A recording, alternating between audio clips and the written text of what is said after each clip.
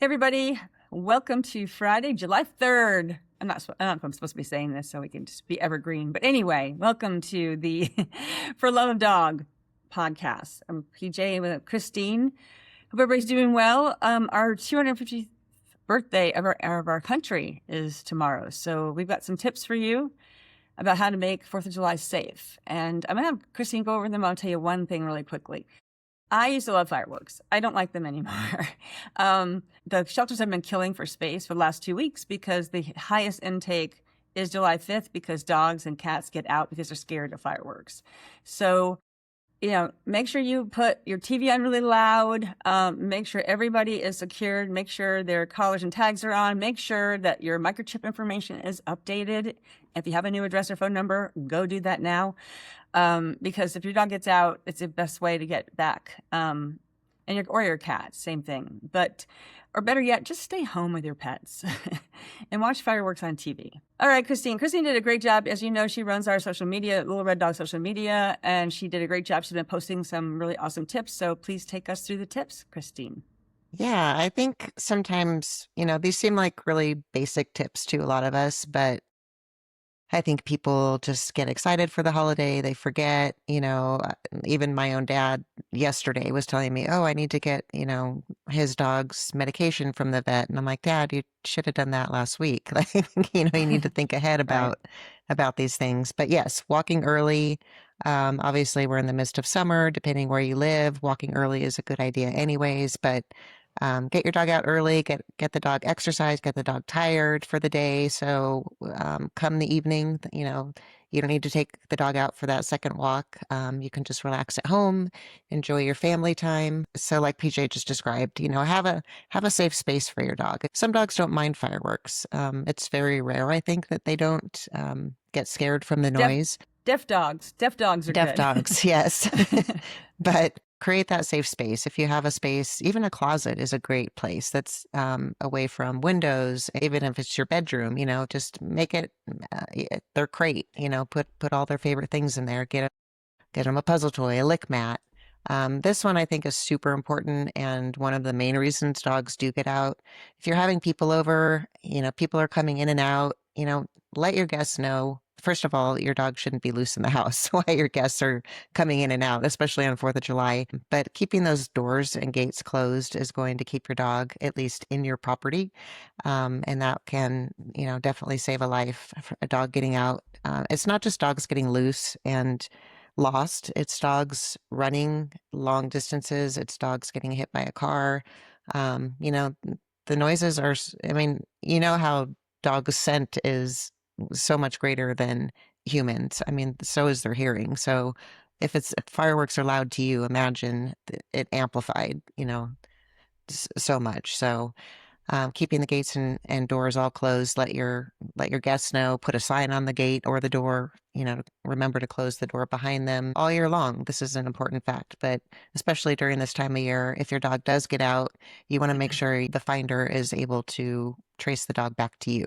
So keeping your microchips up to date, keeping your collars and tags on, making sure that dog can find its way home if it's found. Another great tip, dogs don't need to go to firework shows.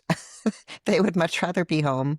Like PJ said, watch it on TV, curl up, watch a movie on TV, just have a normal evening. We don't need to, just because we're celebrating 4th of July doesn't mean we need fireworks to have a good time. And I know there's a lot of fires going on around Colorado, Utah. Here where I live in Arizona, we have a huge fire up in Sedona. So a lot of places that normally would have fireworks shows are not having them this year, which I think is a good thing. So, you know, keep your dog at home, keep your dog safe at home, not out at a firework display. And then lastly, all those extra goodies that are laying around, it's going to be easy for you to want to give your dog these extra things. Dogs can quickly get into table scraps in the trash. Just making sure those things are secured and away from your dog, especially if you're distracted by entertaining friends and family tomorrow. So just think ahead, and a couple small tips can keep your dog at home and safe. We think it's common sense, and I think Not everybody thinks about it. And not that people are stupid. It's just that, you just don't really think about it. Especially if you Yeah. haven't had a dog around July 4th, before. I think, maybe you just don't realize he or she is going to be scared.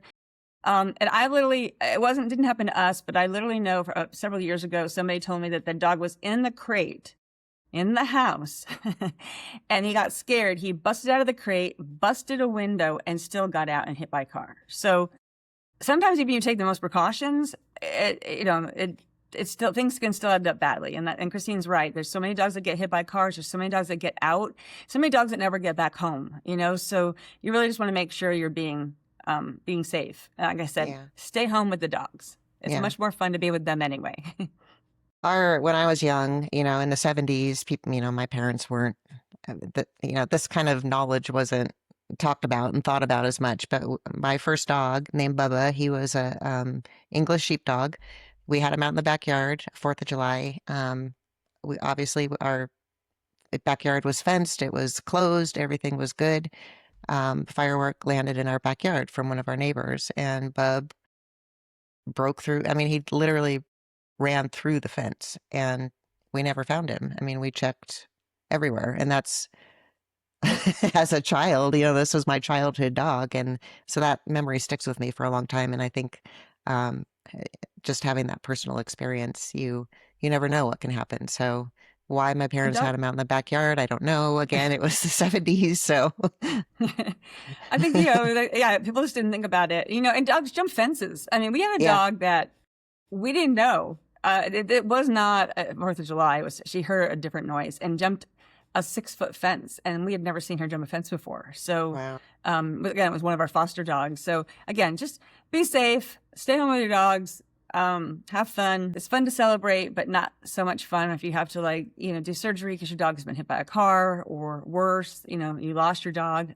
or you can't find them. So anyway, let's move on to a more uplifting story. Just kidding. This is the Miranda, and we've talked about this before, and I'm incredibly pissed because they're still uncovering dogs there. Dogs that have been shot in the skull. What I've heard is that he was getting, I don't know if it's from donations, from shelters, over $250,000 a year. So he was shooting or killing 10 dogs a month that were unadoptable. I don't understand. And I know you said that he's still there and still running yeah, he has not been arrested. There are still investigating, getting evidence. Apparently, they need to do forensics. They need to do review his financial records. They're building the case so they know what charges, criminal charges to file. But he hasn't been arrested. He's still there. I know one big thing, a lot of people are questioning all these agencies that gave the dogs to him, and I think that's the big question. How does something like this even happen? How do we help this never to happen again? And I think even if something needs to change as far as the tracking of these dogs when they get transferred, but he supposedly admitted, there was an article on Local Coast Outpost, where he allegedly did admit to burying dogs, and he admitted sending fake adoption text to people. Again, how does that even happen? Like, if a dog is getting adopted, you want to see an adoption picture. You need to see, I mean, they think they're seeing an adoption contract, but if it's fake, how do they know? Well, that's the thing. I think with AI, it's going to be even harder, right? Yeah. Because you can fake so much more now. But I don't understand that. Okay, so here's a few things I'll say to that. Sometimes we have people. It's not that often, but we have people who don't want to have an adoption picture, especially the kids. They don't want them on social media, so they don't want us to share it. And so sometimes it's hard when people ask us, "What can I say to the picture?" And we can't. Thankfully, that's not the norm. Most people are excited and want to, have that information shared.